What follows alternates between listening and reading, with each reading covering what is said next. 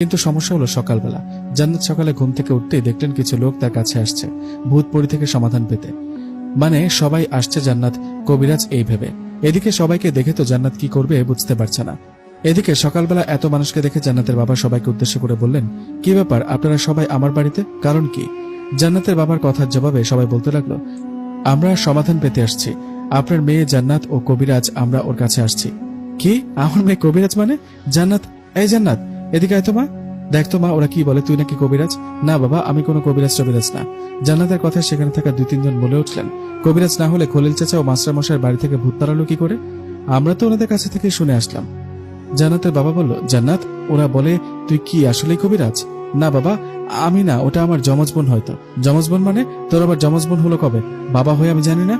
না মানে বাবা, সত্যি বলতে আমি স্বপ্নের মধ্যে টুকটাক একটু কবিরাজি শিখেছিলাম, একটা জিন আমাকে শিখিয়েছে, তাই ওদের একটু সাহায্য করছি। জান্নাতের কথায় সেখানে আসা সবাই বলতে লাগলো, তাহলে আমাদেরকে একটু সাহায্য করো। কেউ বলে আমার ছেলেকে পরিতে ধরেছে, কেউ বলে জিন। এভাবে নানাজন নানান সমস্যার কথা বলছে জান্নাতকে। এমন অবস্থায় জান্নাত সবাইকে বলল, দেখুন আমি এখন কোনো কাজ করতে পারবো না, আমি খুব ঝামেলা আছি, আপনারা চলে যান। জান্নাতের কথায় সবাই চলে গেলেও একটা মহিলা গেল না।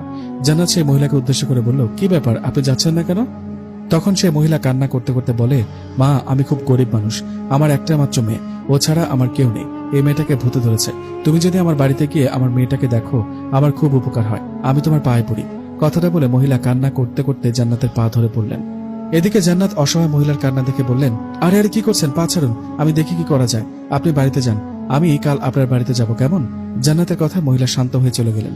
এদিকে জান্নাতের বাবা এই দৃশ্য দেখে বললেন, কাল ওনার বাড়িতে গিয়ে কি করবি শুনি, তুই কি কবিরাজ? দেখলা না কেমনে পায়ে পড়ে কান্না করলো, তাই একটু সান্ত্বনা দিলাম। এসব বাধ্য হতো বাবা, চলো ভিতরে চলো, মা ডাকছে, নাস্তা করব। এই বলে ঘরে চলে গেলেন জান্নাত। অল্পের জন্য বাবার কাছে ধরা পড়েনি, কিন্তু ওই মহিলার কি হবে? ওনাকে যে কথা দিলাম কাল ওনার বাড়িতে যাব, মনে মনে ভাবতে লাগলো জান্নাত। এমন অবস্থায় হঠাৎ মাথায় আসলো জিনের সাথে দেখা করি, ওর সাথে দেখা করে দেখি কি বলে। কিন্তু দিনের বেলা তো বাগানে যাওয়া যাবে না, রাতে যাব। কথা মতো দিনের বেলা বাগানে না গিয়ে রাত হতেই জান্নাত চলে গেল বাগানে। বাগানে গিয়ে সে কাঁঠাল গাছের কাছে গিয়ে জান্নাত জিনকে উদ্দেশ্য করে 3বার ডাক দিল। 3বার ডাকার একটু পরেই জিন জান্নাতকে দেখা দিল। জিন জান্নাতকে দেখা দিয়ে বলল, কি ব্যাপার, রাত করে এখানে, কোনো সমস্যা কি? হ্যাঁ অনেক বড় সমস্যা, ঝামেলায় পড়েছি। আমি খলিল চাচা ও মাস্টার সাহেবের বাড়িতে কবিরাজি করায় অনেকে জেনে গেছে, আর আজ সকালে অনেকে আসছে আমার কাছে সাহায্য চাইতে। এখন কি করি বলো? সবাইকে বলো তুমি ওদের কাজ করতে পারবে না। বলছি তো। আমার কথায় সবাই চলে গেলেও একজন মহিলা যাননি। উনি আমার পা ধরে অনেক কান্না করছে। মহিলার মেয়েকে নাকি ভূতে ধরেছে। অসহায় মহিলাটা দেখে মায়া হলো, তাই না করতে পারেনি। তুমি দেখো না ওনাকে কোনোভাবে সাহায্য করা যায় কিনা। ও আচ্ছা তাই নাকি, তাহলে তো ওনাকে সাহায্য করতে হবে। আচ্ছা তুমি এখানে মাত্র 2-3 মিনিট থাকো, আমি এরই মাঝে ওই মহিলার বাড়িতে গিয়ে খোঁজ খবর নিয়ে আসছি। কথাটা বলে ঝড়ের গতিতে বাতাসে মিলিয়ে গেল জিন। জান্নাতকে দেয়া কথা মতো 2-3 মিনিট পর জিন আবারও ফিরে আসলো। জিন আসতে জান্নাত বলল, কি কিছু জানতে পারলে? হ্যাঁ ওই মহিলা সত্যি বলেছে, উনি খুবই গরিব মানুষ, ওনার একটা মেয়ে আছে, ওই মেয়েটাকে একটা দুষ্টু জিনে ধরেছে। জিনটা মেয়েটাকে পছন্দ করে ও মেয়েটাকে নিয়ে যেতে চায়। কি বলো, তাহলে এখন উপায় কি, কি করা যায়? কাল সকালে তুমি ওনার বাড়িতে যাবা, ওনার বাড়িতে গিয়ে ওনার মেয়েকে সামনে বসিয়ে আমি কিছু দোয়া ও আমল তোমাকে শিখিয়ে দিচ্ছি, এটা পড়বা আর ওই মেয়েটার উপর ফু দিবা, এটাকে বলে রুকিয়া। তুমি যখন দোয়াটা পড়ে মেয়েটার উপর ফু দিবা, তখন ওই জিনটা মেয়েটার শরীরে ভর করবে, হাজির হবে। তখন তুমি ওনাকে জিজ্ঞেস করবা কেন মেয়েটাকে ধরেছে, কি চায়, চলে যাবে কিনা এসব। একটা কথা মনে রাখবো, ওই জিনটা কিন্তু তোমাকে অনেক ভয় দেখাবে, তুমি মোটেও ভয় পাবা না, সাহস নিয়ে কথা বলবা, আর আমি তো আছি, যা করার আমি করব। আচ্ছা ঠিক আছে, তাই হবে। ঠিক আছে এখন বাড়িতে যাও। আচ্ছা একটা কথা জানার ছিল, তোমার নাম কি? আমার নাম ফারাজ। তুমিও যেমন সুন্দর, তোমার নামটাও তেমনই সুন্দর। আচ্ছা আমি রুমে যাই তাহলে। এই বলে জান্নাত রুমে গিয়ে ঘুমিয়ে পড়ল। পরের দিন সকালে ফারাজ জিনের কথা মতো জান্নাত চলে গেলেন সেই মহিলার বাড়িতে। ওখানে যাওয়াতে ওই মহিলা জান্নাতকে দেখে খুশি হয়ে বললেন, মা তুমি আসছো, আসো মা বসো। ওই যে দেখো আমার মেয়েটা পাগলের মতো হয়ে গেছে, তুমি আসছো, দেখো ওর কি সমস্যা। আন্টি আপনি কোনো চিন্তা করবেন না, আমি দেখছি। আপনি একটা কাজ করুন, আপনার মেয়েকে আমার কাছে নিয়ে আসুন। জান্নাতের কথা মতো ওই মহিলা ওনার মেয়েকে সামনে নিয়ে আসলেন। মেয়েটা সামনে আসায় জিনের কথা মতো জান্নাত মেয়েটাকে সামনে বসিয়ে রুকিয়া করতে লাগলেন। জিন যেভাবে শিখিয়ে দিয়েছে সেইভাবে দোয়া ও কাজ করায় মেয়েটার শরীরে সেই খারাপ জিনটা হাজির হয়। জিনটা হাজির হয়ে জান্নাতকে নানা রকম ভাবে ভয় দেখাতে থাকে আর বকা দিতে থাকে।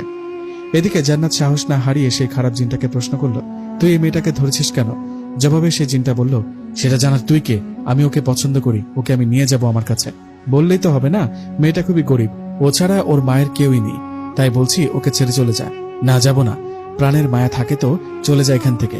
জান্নাত ও খারাপ জিনটার কথার মাঝে সেখানে ফারাজ জিন চলে আসে। ফারাজ জিনকে দেখে ওই খারাপ জিনটা রেগে গিয়ে বলে, ও তাহলে এই ব্যাপার, তুই তাহলে আমাকে ছাড়াতে আসছিস? কথাটা বলে খারাপ জিনটা ফারাজ জিনের উপর আক্রমণ করে বসে। শুরু হয় তাদের মাঝে লড়াই। ওদের দুজনের লড়াই শুধু জান্নাত দেখতে পেত, মহিলা আর ওনার মেয়ে দেখতে পেতেন না।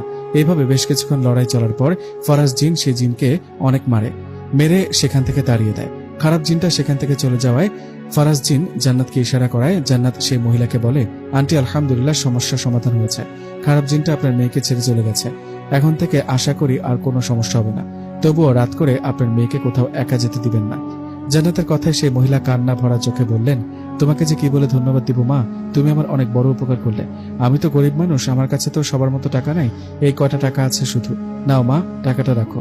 আরে না না আন্টি, আপনার টাকা আমার লাগবে না। আপনার বাড়িতে এসে দেখলাম থাকার মতো ঘরটুকুও ভালো মতো নেই, ঠিক মতো খেতে পারেন কিনা জানি না। আন্টি, আপনি আমার এই টাকাগুলো রাখুন, এগুলো দিয়ে একটা ঘর তুলে নিবেন।